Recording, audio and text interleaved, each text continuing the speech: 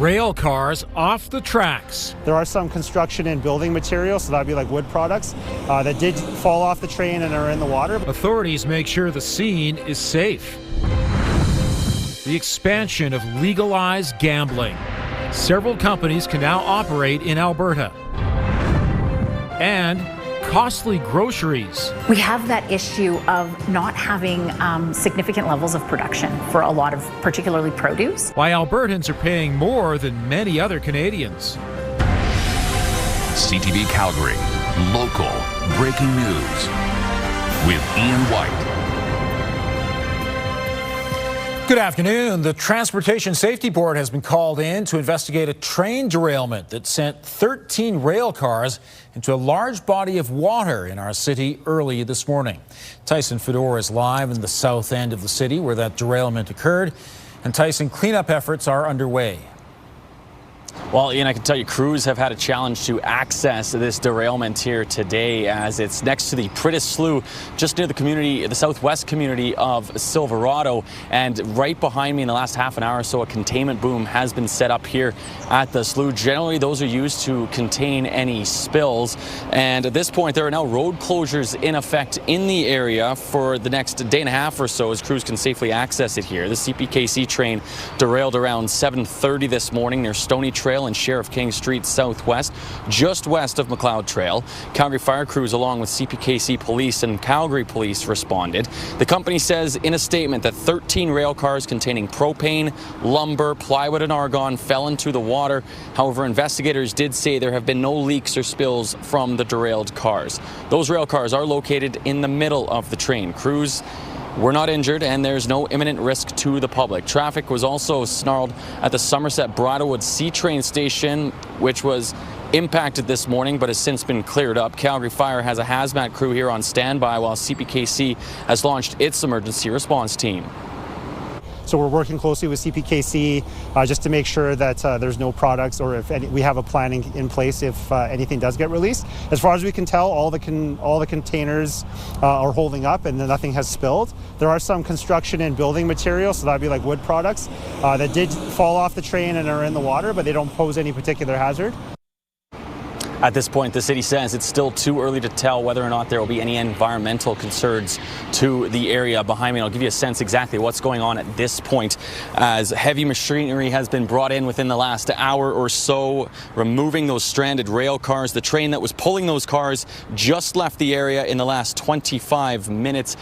Boom, as you can see, is there as well, and an impact on traffic as Sheriff King Street Southwest will be closed between Silverton Way or Silverado Way and Silverado Boulevard until at least tomorrow evening. It's unclear how long this entire cleanup effort will take. Ian? They've got a big job ahead of them. Thank you, Tyson. Calgary firefighters responded to a child who drowned in a pond yesterday. A small memorial has been set up at the site in Legacy. The fire department says when crews arrived at about 1:15 Sunday afternoon, a family member had brought a child's body to shore and bystanders were already attempting CPR. Firefighters and paramedics then initiated life-saving measures. It's estimated the child had been underwater for about 20 minutes.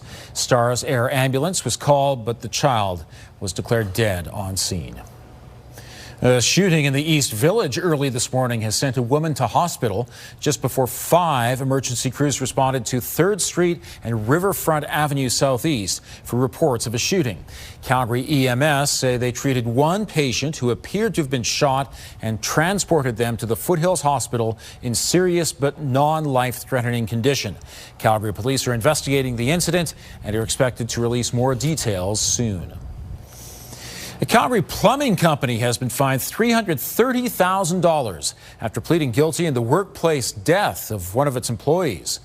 3 years after Liam Johnston was buried alive when a trench collapsed at a Northwest Calgary worksite, Mr. Mike's Plumbing has pleaded guilty to a single occupational health and safety charge.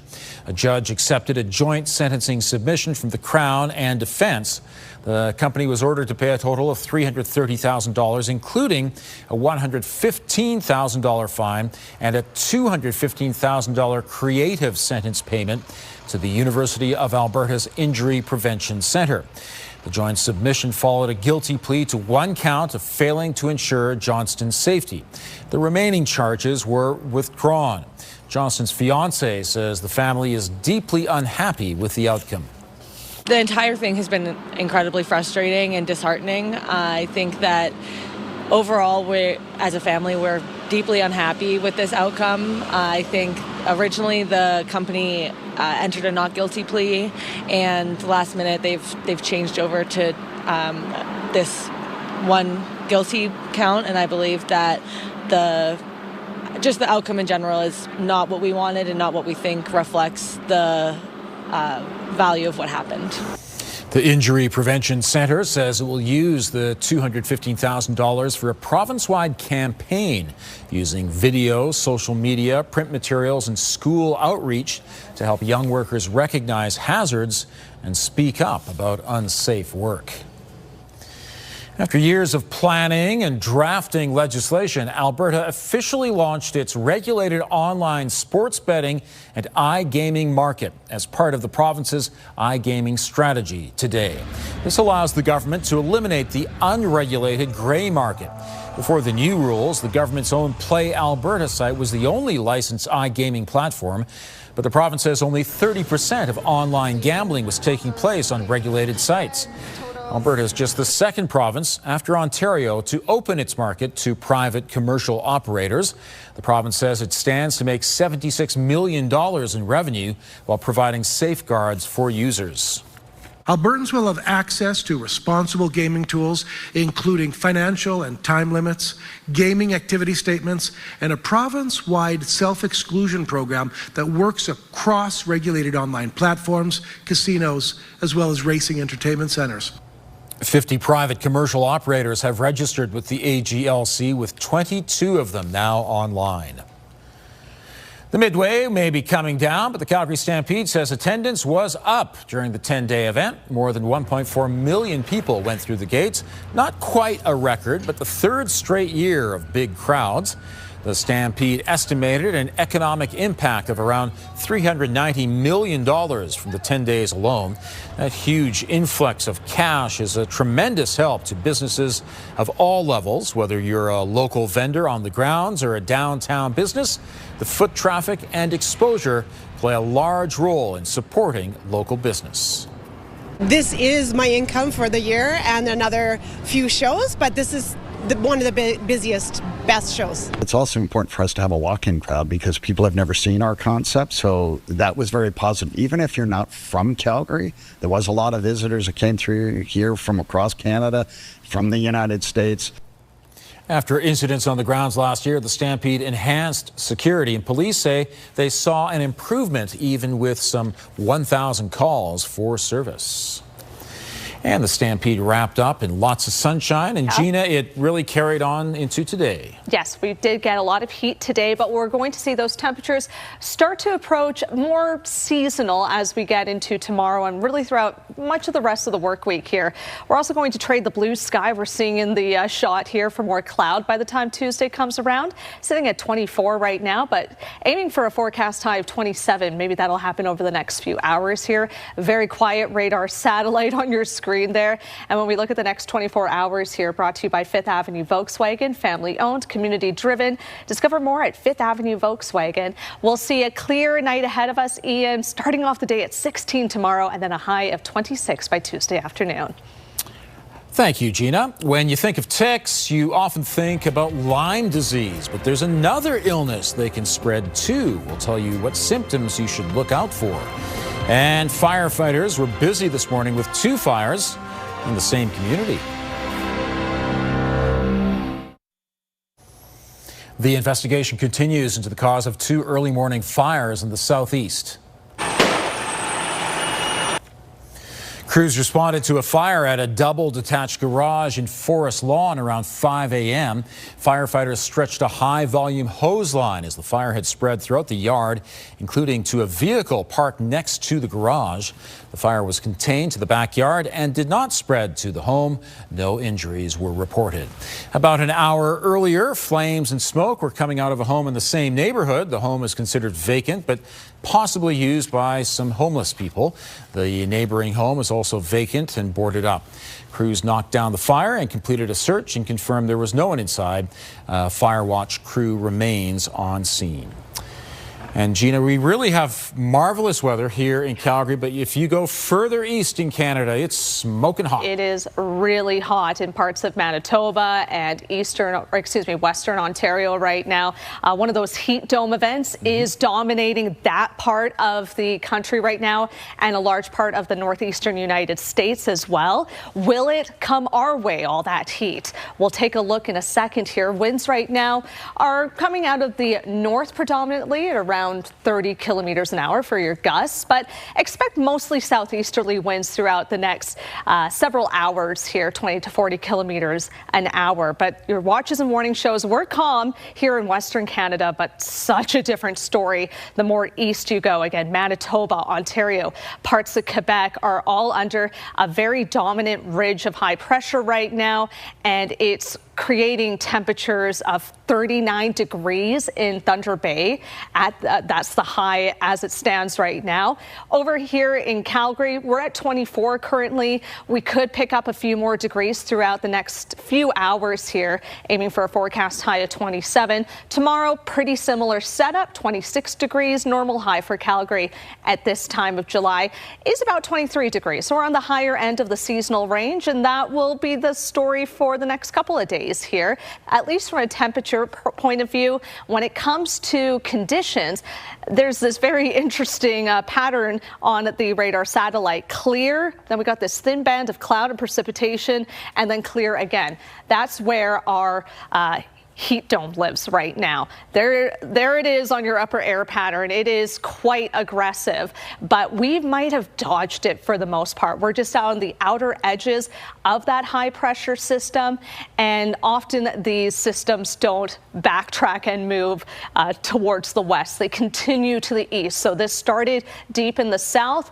and now is veering in a northeasterly direction. So what we're expecting by Tuesday with this little trough here is some more cloud moving in and the potential for some decent thunderstorm activity for the Medicine Hat area Tuesday night into Wednesday. Building cloud for us with the chance of showers as we get into midweek there. And then we'll return to sunny conditions by the time Thursday comes around. We could get another chance of some instability in the forecast by Friday, but we're pretty consistent for the next couple of days here in Calgary. Temperatures in the mid-20s. And again, Friday is when we might see the chance for some thunderstorms.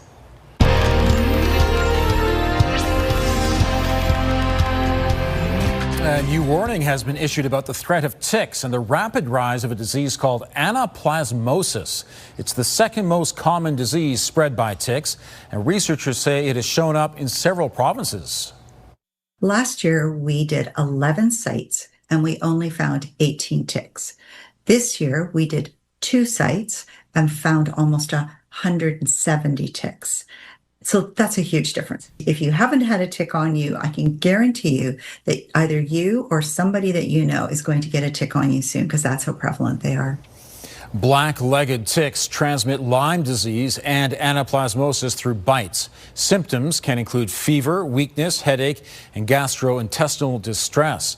Researchers with the Canadian Medical Association Journal say recognizing the disease early and getting treatment can prevent life-threatening complications. She has had an enormous impact on Calgary's and Canada's art scene. Still to come, Vicki Adams-Willis from Decidedly Jazz Danceworks tells us how she learned she had been named to the Order of Canada.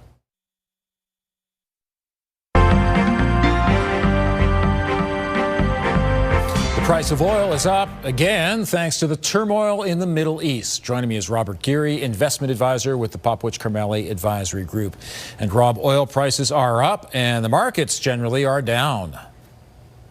Yeah, we saw the equity markets, 3 major indices here across North America and the TSX all down today. And this is on the back of a couple of things. This is on the back of, obviously, Trump coming out and saying that he is now going to be the guardian of the strait and put 20% tariffs on all shipments coming off the Iranian coast. So I think this is an interesting one because we thought this was all said and done, but obviously tensions have spiked again over the weekend. So these new tariffs, as they say, are going to go into place tomorrow afternoon. But the UN shipping agency is kind of fighting back on this, saying, hey, with international shipments, you can't be putting tariffs on that. So we'll have to see how this fight plays out. But in that sense, obviously ships aren't moving, and oil spiked around 9% today, and it caused people to relook at inflationary pressure and what the feds are going to do with that. And in the inverse to that, gold, it was down $105 an ounce. Meantime, Volkswagen is cutting 50,000 jobs.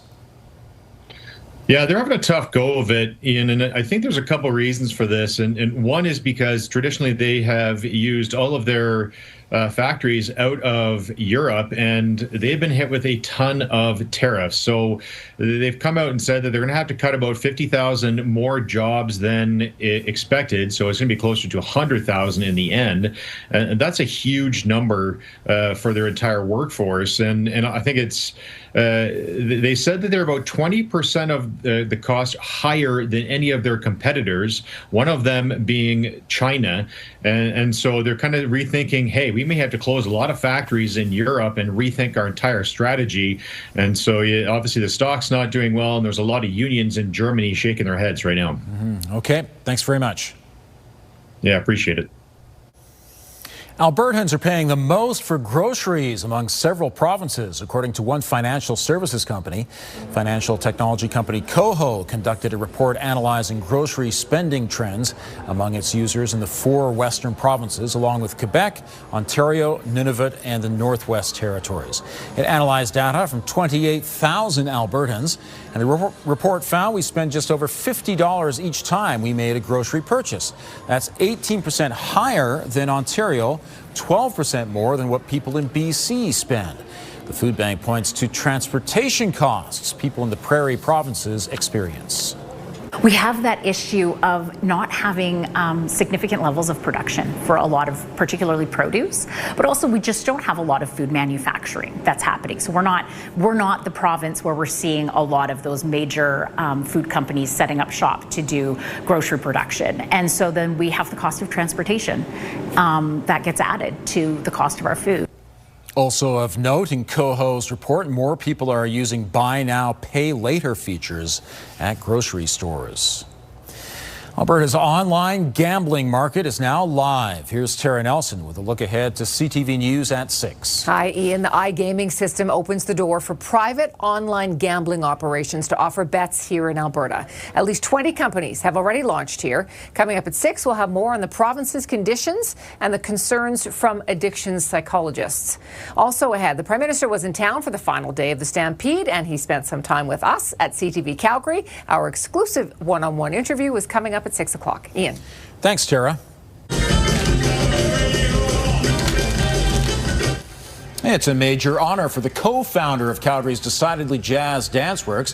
Vicki Adams-Willis has been named a member of the Order of Canada for her decades of work advancing the art form in this country.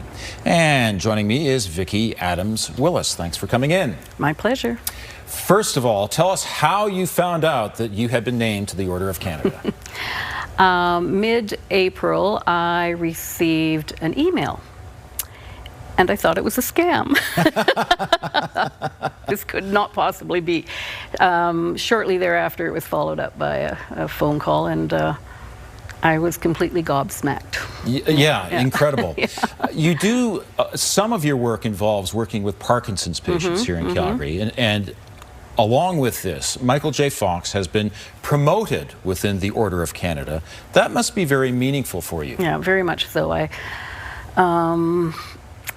don't know if we will both be there at the same time in Ottawa, but I so look forward to talking to him. And When you started Decidedly Jazz Dance Works in 1984, did you ever imagine what it has become?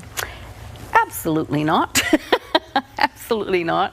Every day when I walk into the DJD Dance Center, this magnificent building that is bursting with creative energy, you know, we have a mandate to make dance accessible for all, so we have classes for everybody. We have every dance and arts organization you could imagine working out of the space. We have residency programs. We have social programming. We have the Parkinson's program, for example, down that road, and it's hopping all the time. Our theater is booked constantly with dance companies. And back in my day, there were a couple little dance companies in Calgary, and that was it. To see my extended interview with Vicki Adams-Willis, visit ctvnewscalgary.ca.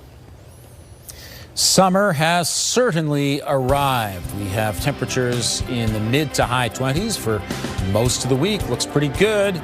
Gina has details coming up. So Gina, a few more clouds tomorrow, but really not that bad. More summer weather continues. Yeah, it'll be a nice reprieve after a pretty hot weekend that we had to wrap up Stampede. So looking at what we're doing so far for today, we're at 24 right now, aiming for a high of 27 over the next few hours here. So just slightly above what's seasonal for this time in July for Calgary. But looking at the next 3 days here, we see those temperatures just really trend in the mid-20s for much of the work week here, and some building cloud as we get into Tuesday, maybe some scattered showers on Wednesday, and then a nice high of 27 on Thursday, Ian. Thank you, Gina. Members of the Calgary Wild inspired young patients today through soccer, smiles, and connection. Players with Calgary's pro women's soccer team took part in an informal kickabout session on the lawn of the Children's Hospital. It's part of the hospital's recreation-based summer camp program. Young patients enjoyed getting outside and receiving encouragement from the players. For one Wild player, it was an extra memorable occasion. Grace Storty spent much of her childhood receiving diabetes treatment at the hospital. I'm grateful. I couldn't imagine my life without it, and obviously I wouldn't be here if it weren't for this facility and all the people here. And being back, it just makes me feel even more grateful that if I can be a story, if I can be someone for little kids to look up to know that things are going to be okay and things will work out, then that's really special. This program focuses on kids exploring recreation, exploring different sports and activities, and we just love that the Calgary Wild FC are here to be part of our camp where the kids can be kids and get to try their soccer skills that they've been working on.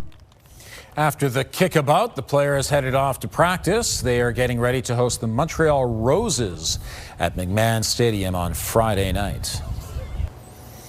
Thanks for joining us. Now here's the early edition of the CTV National News.